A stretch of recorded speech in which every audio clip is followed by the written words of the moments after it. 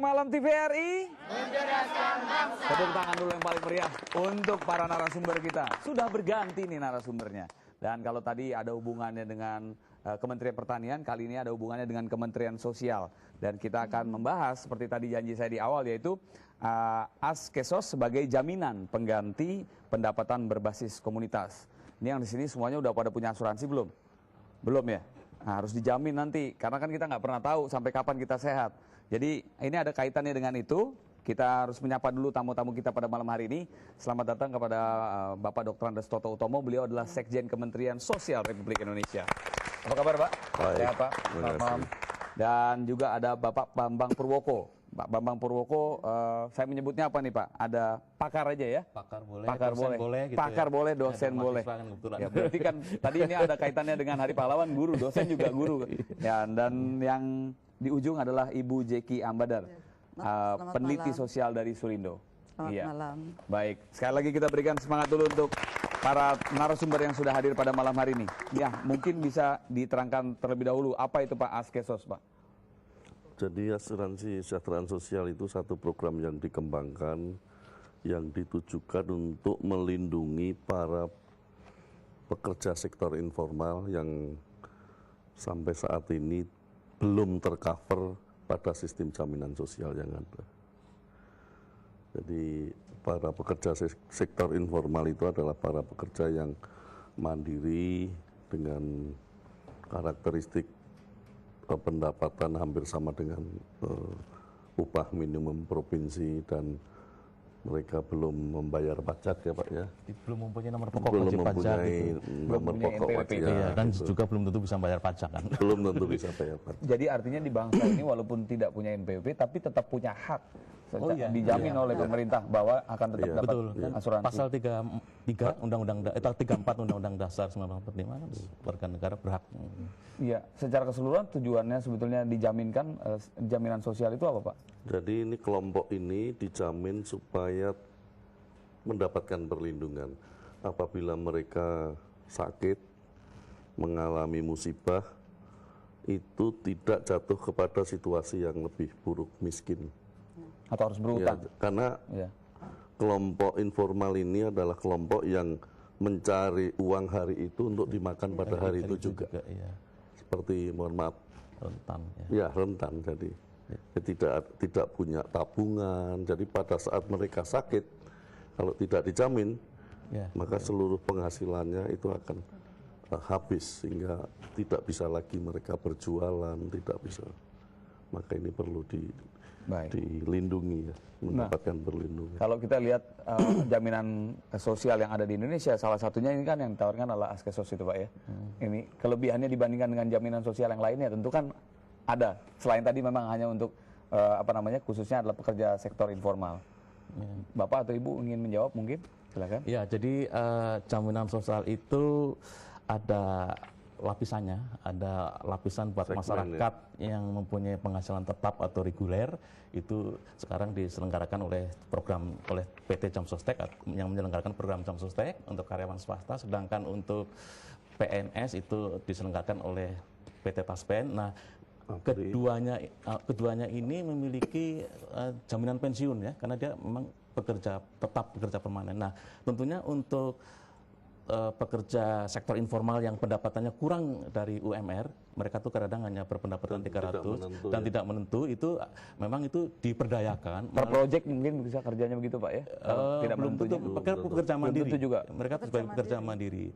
Oleh karena itu nanti program pemerintah yang kita kenal dengan program pemberdayaan, salah satunya Askesos Pak. Askesos ini kan sebenarnya mendidik orang supaya menabung, tapi dikasih insentif apabila sakit, itu diberikan 250.000 ya. Apabila meninggal dunia di tahun pertama mendapatkan 400.000, di tahun kedua mendapatkan 600.000, tahun ketiga 800.000, ditambah dengan tabungannya, karena tabungannya ini akan dikembalikan gitu loh. Ini kan suatu skim yang memang diperlukan bagi masyarakat yang rentan miskin ya. Kan di Indonesia ini banyak Pak jumlahnya. Yang pekerja sektor formal itu hanya 25% dari angkatan kerja. Angkatan kerja kita kan 110 juta. Ini itu hanya 20% yang bekerja sektor formal ya. Yang punya hubungan kerja 75% ini ada di sektor informal yang harus dilindungi oleh Askesos.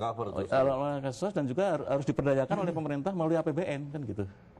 Baik. Iya. Nah, mungkin bisa dijelaskan keuntungan Pak. Kalau tadi kan kita membahas secara umum, tapi lebih spesifik apa keuntungannya kalau menjadi peserta dari Askesos? Ya jelas mendapatkan kepastian jaminan ya, karena APBN ini kan diberikan untuk yang bersangkutan tentunya melalui skema Askesos ini. Nah, masalahnya kita perlu menyebarluaskan kepesertaan Askesos karena ini masih begitu banyak pekerja sektor informal yang gajinya itu kurang dari UMR itu loh. Kurang lebih boleh disebutkan Pak yang UMR tadi berapa? Kalau UMR itu langsung kan, ke katakanlah nilainya. Masing-masing provinsi Kalau untuk kan berbeda. untuk Jakarta 1 Untuk juta. Jakarta 1.100.000. Ya, betul, beda-beda gitu. sekitar Nah, ini di bawah itu, Pak. Coba kalau seseorang hidup di Jakarta kurang dari 1 juta, Terus sakit, rentan kan. uang yang didapat itu habis untuk berobat.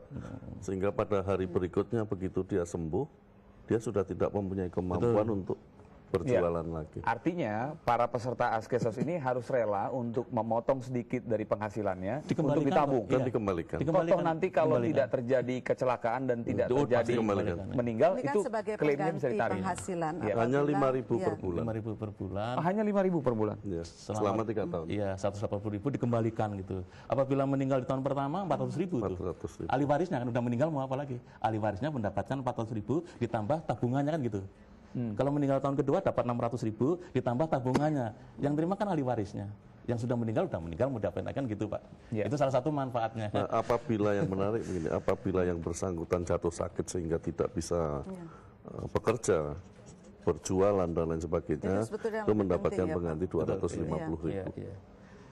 Sehingga uang 250.000 ini bisa dipakai untuk Betul. merecovery uang yang dipakai untuk itu, untuk Sebetulnya ini berobat. yang menarik Ya, dari silakan, Bu. Askesos ya.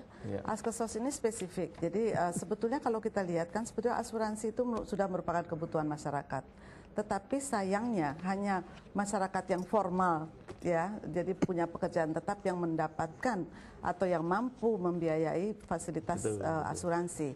Nah, di samping itu memang kita sebagian besar masyarakat belum asuransi minded, apalagi tabung minded ya Pak, masih belum begitu. Nah, inisiatif dari Departemen Sosial untuk Askesos ini saya pikir yang paling menarik adalah bahwa ada pengganti pendapatan apabila si pencari nafkah dalam keluarga ini berhalangan. Berhalangan itu kan bisa macam-macam, bisa berhalangan permanen, bisa berhalangan sementara. Nah, kalau yang sementara kalau sakit tiba-tiba, karena mereka kan pendapatannya harian.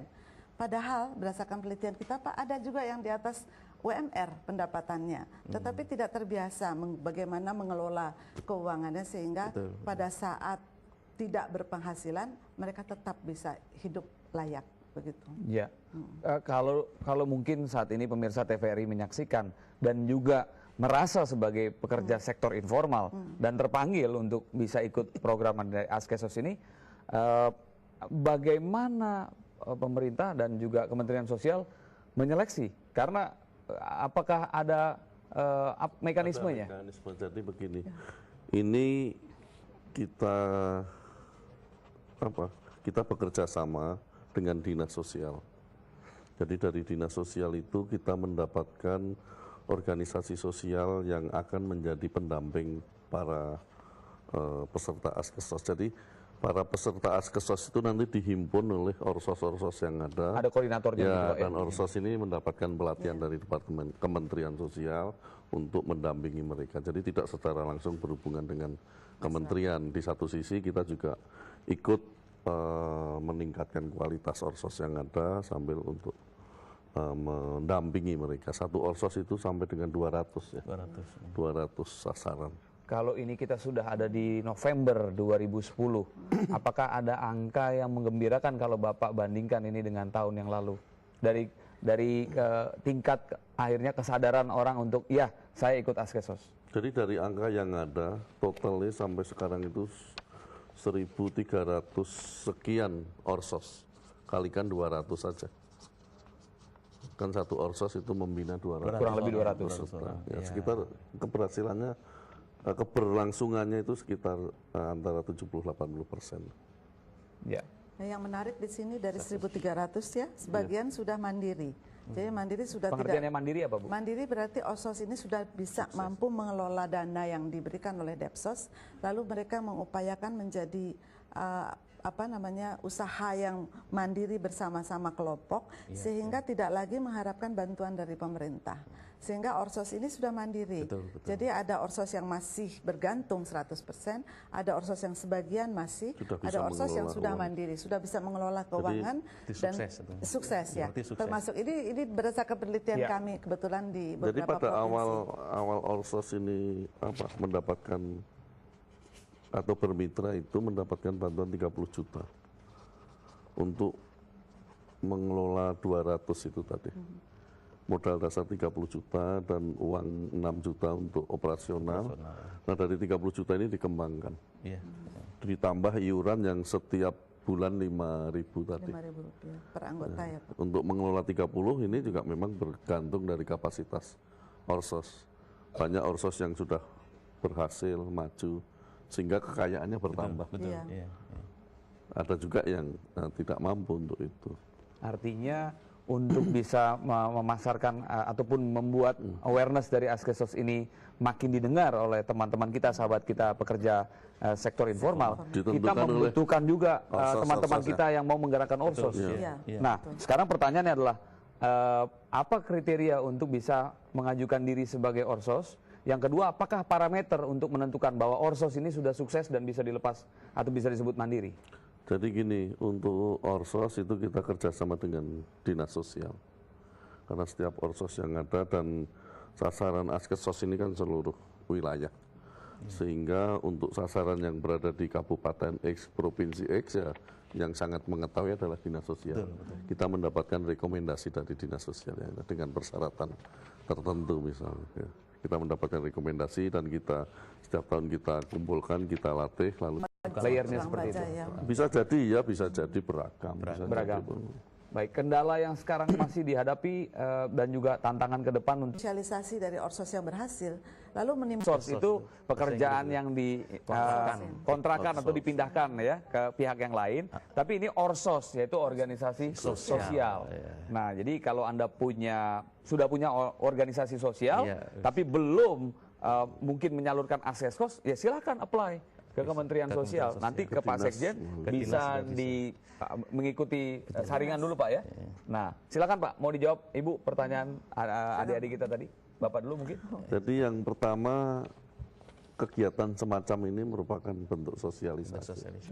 Supaya masyarakat juga tahu, dan dari mulut ke mulut, dari Orsos ke Orsos kan mereka punya forum itu menjadi sangat efektif. Lalu yang kedua, Askesos ini bukan Askes. Jadi tidak berkait dengan kalau sakit dengan pelayanan rumah sakit. Kalau yang bersangkutan sakit, yang bersangkutan akan mendapatkan uang tunai dari Orsos yang... Tapi tetap harus... Tadinya bekerja punya penghasilan, tiba-tiba sakit kan, jadi akhirnya... keluarganya tidak bisa mendapatkan. Itu yang terjadi. Nah, ini potensi miskin. Jadi preventif sifatnya kan. Ini bagus sekali. Terima kasih Ibu. Baik, boleh kita berikan aplaus dulu untuk semua yang disampaikan oleh para narasumber kita pada malam hari ini. Saya mengucapkan terima kasih kepada Bapak Dr. Andes Toto Utomo. Beliau adalah Sekjen Kementerian Sosial Republik Indonesia yang tentu berjuang dan juga terus menjadi mitra kerja dari Orsos yang ada di Indonesia ataupun organisasi sosial. Pak Bambang Purwoko, sukses terus Pak untuk mengajarnya. Dan juga Ibu Jeki Ambadar, jangan bosan-bosan untuk meneliti dan kalau ada hasil kajian penelitian baru bisa bagi-bagi bersama-sama dengan kita. Teman-teman semua yang ada di sini, terima kasih untuk partisipasi Anda, untuk pertanyaan Anda. Selamat kembali lagi kuliah. Jangan bosan untuk terus menyaksikan Bincang Malam TVRI. Akhirnya saya Charles Bonar Sirait mengucapkan terima kasih. Selamat malam. Besok masih akan ada Bincang Malam TVRI. Topiknya tentu lebih menarik lagi, akan terus mencerdaskan kita.